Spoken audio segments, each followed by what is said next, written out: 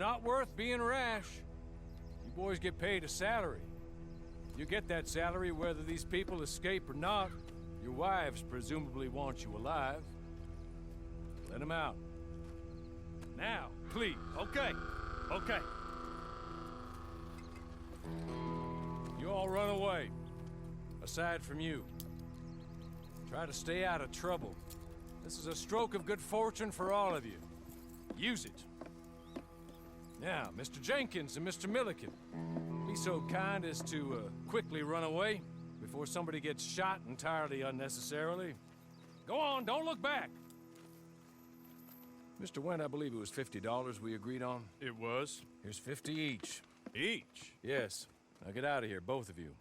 My employer and I appreciate your professionalism. All we did was stand there and look tough. And you did it fantastically well. Good day, gentlemen. Now, sir, how about you pick up these guns, and we move out? My mistress is waiting for us.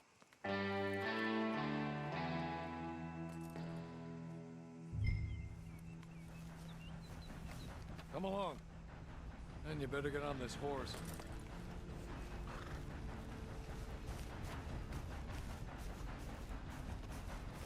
It's not much of an animal, but they haven't got far to ride.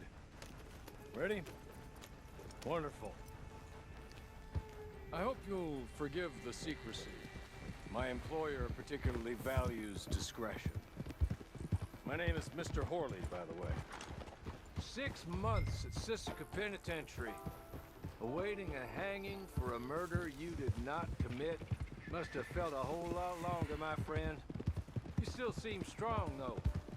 I mean, doesn't look like breaking all those rocks has left you entirely broken, in body or in spirit. I hope I am right about that. Rounding you folks up, and those sham trials, they were a disgrace. Made a mockery of the rule of law. Still can't quite believe they got away with it. There's others convicted when you were. Came out breathing fire. Maybe you're like that too. Guess we'll see. Or maybe you just want to put it all behind you, forget you were in there at all. That would be fine, of course. He's just up here. There's the camp.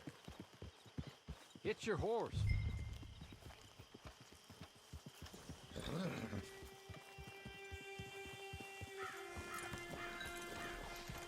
I'll wait.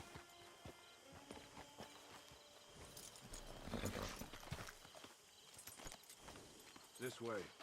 She's anxious to meet you.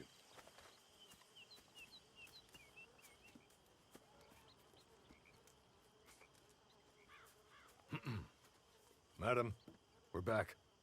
Hello. Jessica Leclerc, how do you do? What did you tell him? Nothing, as we discussed. Thank you, Horley. I do hope we haven't inconvenienced you dreadfully. But seeing as you were due to be hanged in a week, I'm sure you don't object too strongly. I know you're innocent. Well, not perhaps exactly innocent, but not guilty of what you were accused. I know you and those who were with you that died were little more than patsies, and that you were set up by one of 3 men or a woman, possibly by all of them. I can't be sure, but that is all I know so far. And one of these people also made Mrs. Leclerc a widow. And I will avenge my husband's death, so help me God. But I will not avenge it upon them who did not cause it, or caused it unwittingly. Anyway, I'm sure this is all a touch confusing and melodramatic. Where are my manners? Horley, please show our guests to their tent and give them some fresh clothes to put on. Very good, madam. Then serve us both a little refreshment. Certainly, madam. This way. You'll find a change of clothes in there, alongside a few other items you might need, a lasso, a knife, and a lantern, I believe.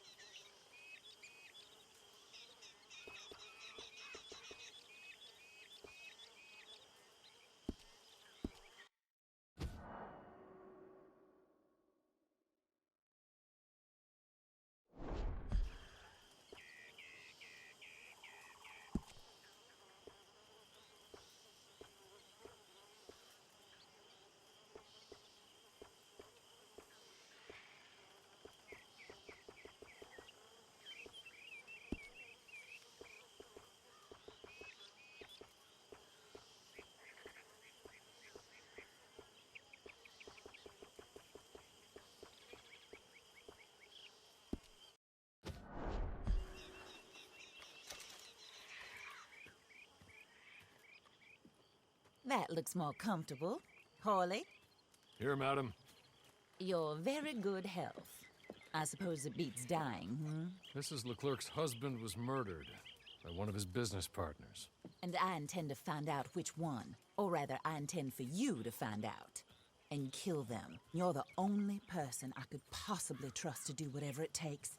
Because you and your accomplices, you're the only other victims of their lies still alive. You see, you walked into the town at approximately the same time my husband was shot in the back, but by another gun, firing different bullets to those you possessed when you were arrested. These bullets, this was their mistake. You were rounded up and sentenced to death, all because you came to town and didn't talk too much and seemed like you were nasty. Anyway, here they are, the people who run Blackwater. Mr. Jeremiah Shaw, banker, real estate speculator, and crook. Mr. Amos Lansing, ranch owner, speculator, and crook.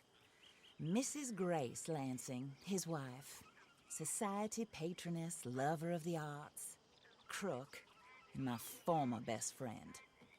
Teddy Brown, her disgraced brother, outlaw, wanted man, and still in contact with them. All I ask of you is your help in finding out quite what happened. Mrs. Leclerc would like to help you get back on your feet. Get back to work. Whatever your work may be, I don't judge. You want to rob? Rob. You want to save innocent folk? Do that as well. But you need me just as much as I need you. I think we all understand each other. I hope we do. Good. I look forward to rewarding you for killing those who made me a widow. My husband was a true believer in this country and in the West. He was killed for greed. Foul greed when there's quite enough for everybody. I don't care what your scruples are as to killing. I will take the full burden of that sin upon my shoulders. Goodbye, for now. Then Horley, go introduce him to nice Mr. Cripps. I think you'll like Cripps well enough. He's long past his prime, of course, but he hasn't gone entirely crazy just yet. And he will help you, better than most of his ilk. Cripps! Get up! Hello, partner. Horley. This is your new boss. Oh, pleased to meet you, partner. J.B. Cripps at your service. We'll pay to get your camp established. Mrs. Leclerc is a generous benefactor. And, where are we headed?